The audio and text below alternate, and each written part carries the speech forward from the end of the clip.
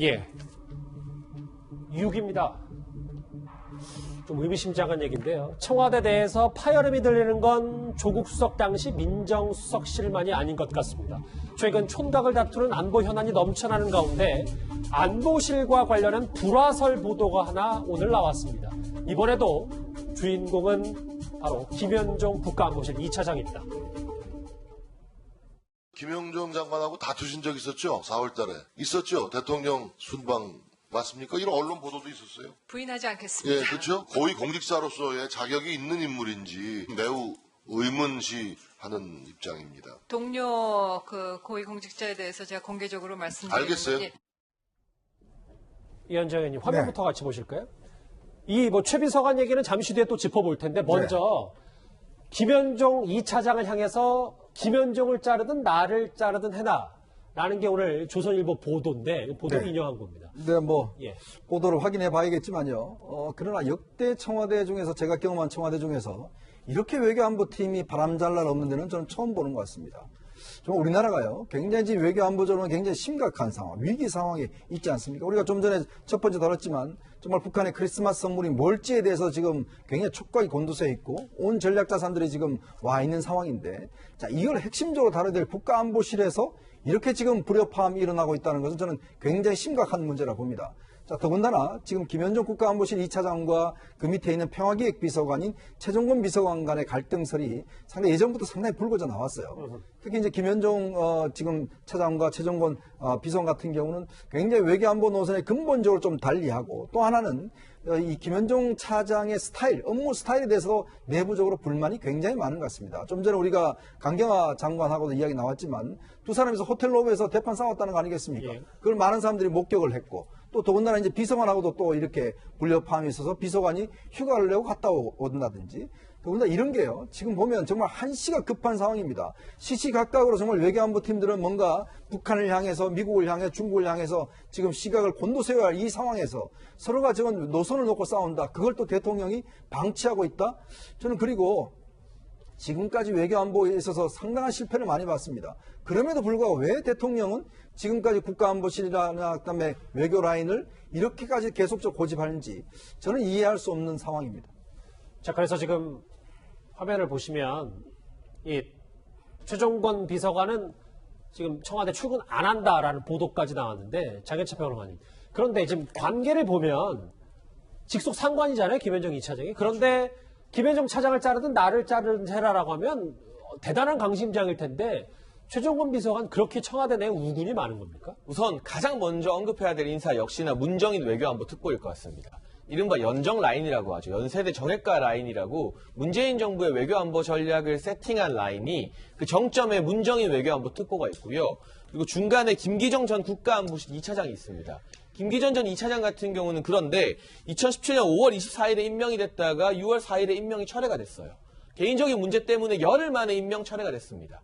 그리고 그 밑에 막내격이라고 할 수 있는 최종건 평화기획비서관 역시나 연세대 정액가 라인입니다. 여기서 제가 지적하고 싶은 문제는 우선 김기정 전 국가안보실 2차장 인사 같은 경우는 열흘 만에 철회했기 때문에 실패하지 않았습니까? 이렇게 대놓고 실패한 인사를 했으면 이 연정 라인에 대해서 문재인 대통령이 다시 한번 고민을 해야 되는데, 어김없이 문정인 특보를 위주로 해서 연정 라인에 힘을 실어주고 있다.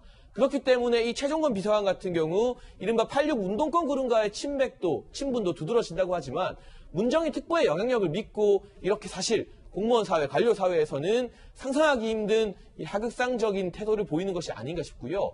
학교는 다르지만, 출신 학교는 다르지만 김현철 통일부 장관 역시나 문정인 외교안보 특보의 영향을 굉장히 많이 받은 인사로 보여지고 있는데, 실제로 김현철 통일부 장관이 위기에 처해 있을 때 문정인 특보가 여러 차례 공식 석상에 나서서 낙마하기엔 아쉬운 사람이라면서 지켜준 적이 있습니다. 이 연정 라인의 특징을 보자면 문정인 외교안보 특보부터 아무래도 미국보다는 중국과 가까운 이야기를 많이 하고 대북제재 해제에 대해서 소신껏 대한민국이 나가야 된다는 주장을 합니다. 그런데 김현종 2차장 같은 경우는 반일 성향이 있긴 합니다만 기본적으로 미국에서 오래 생활해왔기 때문에 미국 고위 관료들과의 이 네트워크도 상당한 편이고, 우리가 미국 또 국제사회와 발맞춰서 대북제재에 호흡을 맞춰야 된다는 입장인데 그런 본질적인 어떤 세계관 차이가 이런 갈등을 촉발시킨 것 같은데요. 이 갈등의 핵심 저는 최종권 기획비서관 한 사람의 문제가 아니라 결국 그 갈등의 정점에는 문정인 외교안보 특보가 있는 것이 아닌가 싶습니다. 물론 뭐 이 보도를 다 고지고대로 믿겠다는 건 아니고 지금 나오는 파열음들을 중심으로 저희가 짚어보고 있는데 네네. 김상현 평론가님, 뭐 대통령이 이 최비서관, 최종권 비서관에 대한 신임도 뭐 두텁다는 보도도 나왔으니 네네. 결국은 김현정 제2차장과 그리고 최종권 비서관의 이 대북 제재를 놓고 이 노선을 두고 싸우는 것이 수면 위로 올라왔다. 좀 문제가 있긴 해 보입니다. 네네. 지금 보면은 지금 장혜찬 평론가가 잘 설명을 했는데요. 저 연정 라인이 소위 말하는 우리나라의 그 중재자론을 만든 그룹이라고 보면 돼요. 근데 이제 제가 이제 미국에 있을 때 김기정 2차장께서 와가지고 이제 설명을 하는데, 예. 미국의 당시의 반응이 뭐였냐면 이런 거였습니다. 중재자라는 건 힘이 있어가지고 약한 사람들을 데려다 놓고 이렇게 화해해 이러면서 중재하는 게 중재인데, 한국에 그럴 만한 힘이 있는지 잘 모르겠다라는 게 미국의 그때 반응이었거든요. 그러면 그때서부터 미국하고는 틀어질 만한 조짐이 사실은 많이 보였던 건데, 예. 그걸 가지고 밀어붙이는 최종권 그 비서관, 그리고 그런 거를 조금이라도 얘기를 더 들었을 것 같은 김현종 그 차장, 이 부닥치는 거는 너무 당연한 수순이었다고 보고요. 그러나 이제 노선의 부닥침 플러스 제가 볼 때는 거기에다가 김현종 그 차장과 최종권 비서관의 개인적인 그 캐릭터도 좀 문제가 전 됐을 걸로 보여요. 왜냐하면 김현정 차장도 이렇게 그 부하 직원을 다루는 방식이 굉장히 거칠고 굉장히 직선적이거든요. 그렇기 때문에 그 정치적인 어떤 백그라운드나 네트워크가 있다는 최종권 비서관과는 뭐 언제 부닥쳐도 부닥칠 거였었다라는 관측이 있었던 거는 사실입니다. 저 화면 보듯이 결국은 뭐 밥그릇 싸움이다. 다소 힘이 빠진 뭐 강경화 장관과의 다툼, 그리고 뭐 이 사무실에서 무릎을 꿇린 거 아니냐라는 뭐 여러 가지 구설에 시달렸던 김현정 차관의 힘을 빼려는 거 아니냐, 뭐 이런 분석까지 나오고 있는데, 알겠습니다. 그 부분까지는 여기서 정리하도록 하고요. 이번 주제까지 들어온 관련해서 댓글들 한번 만나보겠습니다. 국민소통수석의 말이 부끄럽지 않냐라는 첫 번째 댓글입니다. 딱 전 정권처럼 수사해라. 12월 6일 압수수색한 검찰이 12월 15일 통한 파일을 어디서 확보한 거냐. 이 송병기 부시장 도감청 의혹을 제기하는 시청자분들도 있고요.